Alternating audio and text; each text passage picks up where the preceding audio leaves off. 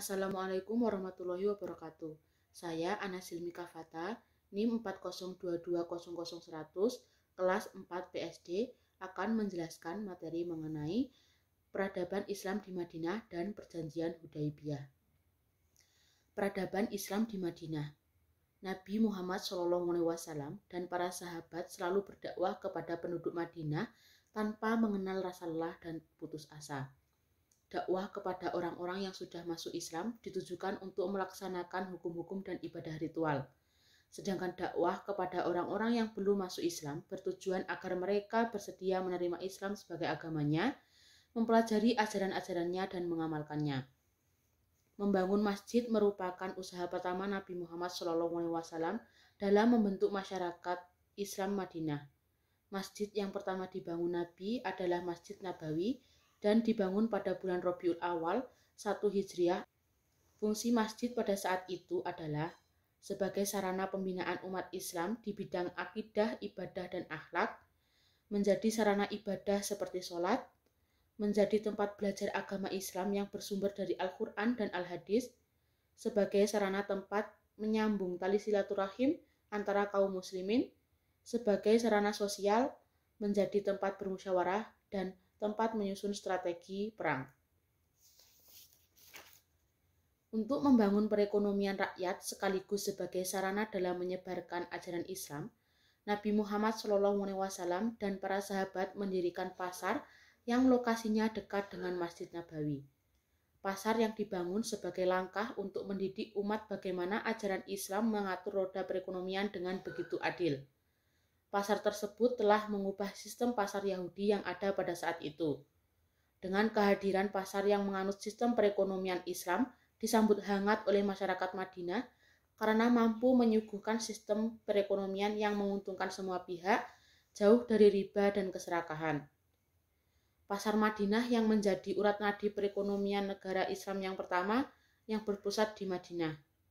Nabi Muhammad SAW dalam hijrahnya ke Madinah juga mempersaudarakan kaum Muhajirin dan kaum Ansor.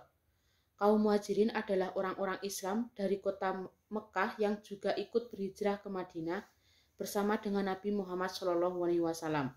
Sedangkan kaum Ansor adalah kaum yang menerima kedatangan umat Islam di Madinah. Beliau mempersaudarakan kaum Muhajirin dan kaum Ansor agar mereka dapat saling membantu dan mengasihi satu sama lain. Di Madinah, syarat sebagai sebuah negara sudah terpenuhi. Akhirnya Nabi membuat sebuah konstitusi yang dinamakan Piagam Madinah. Piagam Madinah merupakan produk undang-undang hasil kompromi antara umat Islam dengan non-Muslim di Madinah yang digunakan sebagai dasar hidup dan aturan yang harus dipatuhi bersama antar pihak yang terkait. Atas kesuksesan ini, Piagam Madinah dijadikan sebagai dasar toleransi beragama. Inilah yang menginspirasi umat Islam hari ini untuk tetap menjaga toleransi umat beragama. Isi Piagam Madinah antara lain, yang pertama bidang politik. Nabi Muhammad SAW menyelesaikan semua masalah masyarakat Madinah berasaskan semangat musyawarah dan berlandaskan keadilan. Yang kedua, bidang agama. Rakyat Madinah bebas memilih dan mengamalkan agama masing-masing. Selain itu, mereka perlu menghormati agama yang dianut oleh individu yang lain. Yang ketiga, bidang sosial. Setiap individu mempunyai tanggung jawab yang sama terhadap negara Madinah. Yang keempat, bidang perundangan. Undang-undang Islam secara menyeluruh menjadikan cara hidup lebih tersusun dan diterima ramai. Bidang ekonomi. Semua rakyat diberikan peluang untuk menjalankan perniagaan, amalan riba dan penipuan dilarang sama sekali dalam ekonomi Islam. Yang keenam, bidang pertahanan. Setiap rakyat mempunyai tanggung jawab untuk mempertahankan Madinah dan ancaman dari musuh luar. Yang ketujuh, atau yang terakhir, kedudukan Yahudi. Mereka mempunyai hak yang sama dengan anggota masyarakat yang lain untuk menikmati keselamatan dan kebebasan. Perjanjian Hudaibiyah. Awal mula terdapat perjanjian Hudaibiyah adalah ketika Nabi Muhammad SAW mengizinkan kaum muslimin untuk mengadakan perjalanan ke Mekah yang bertujuan untuk melaksanakan ibadah haji. Sebanyak 1.000 orang mulai berangkat menuju Mekah pada tahun 6 Hijriah. Demi menghilangkan prasangka kaum Quraisy Mekah, Maka Nabi melarang kaum muslimin membawa senjata, kecuali binatang kurban dan pedang untuk memotong binatang. Kaum muslimin hanya diperbolehkan memakai pakaian ihram. Kaum Quraisy menyiapkan pasukan sekitar 200 orang di bawah pimpinan Panglima Khalid ibnu Walid untuk menghalangi Nabi dan pengikutnya masuk ke Mekah. Nabi Muhammad SAW mengitari pegunungan untuk menghindari kaum Quraisy. Setelah melakukan perjalanan yang melelahkan, akhirnya rombongan tersebut sampai di Al-Hudaybiyah. Nabi Muhammad SAW mengutus Utsman bin Affan kepada pemuka kaum Quraisy. Perundingan tersebut menghasilkan kesimpulan bahwa hanya memperbolehkan Utsman bin Affan untuk melaksanakan ibadah umroh.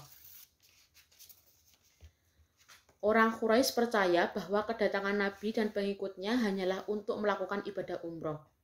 Upaya untuk mencapai titik kompromi kaum Quraisy diwakili oleh Suhail ibnu Umar dan kaum muslimin diwakili oleh Nabi Muhammad SAW ditemani Ali bin Abi Thalib. Pertemuan tersebut menghasilkan perjanjian Hudaybiyah. Isi perjanjian Hudaybiyah antara lain gencatan senjata antara Mekah dan Madinah 10 tahun. Warga Mekah yang menyeberang ke Madinah tanpa seizin walinya harus dikembalikan ke Mekah. Warga Madinah yang menyeberang ke Mekah maka tidak boleh kembali ke Madinah. Selain warga Mekah dan Madinah dibebaskan memilih untuk berpihak ke Mekah atau Madinah. Nabi Muhammad SAW dan pengikutnya harus meninggalkan Mekah, tetapi diperbolehkan lagi kembali ke Mekah setahun setelah perjanjian. Kaum muslimin merasa kecewa atas hasil perjanjian Hudaybiyah.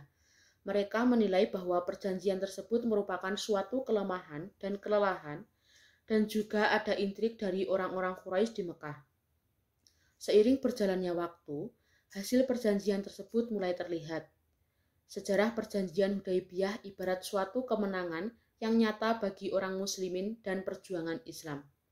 Sekian dari saya, terima kasih. Wassalamualaikum warahmatullahi wabarakatuh.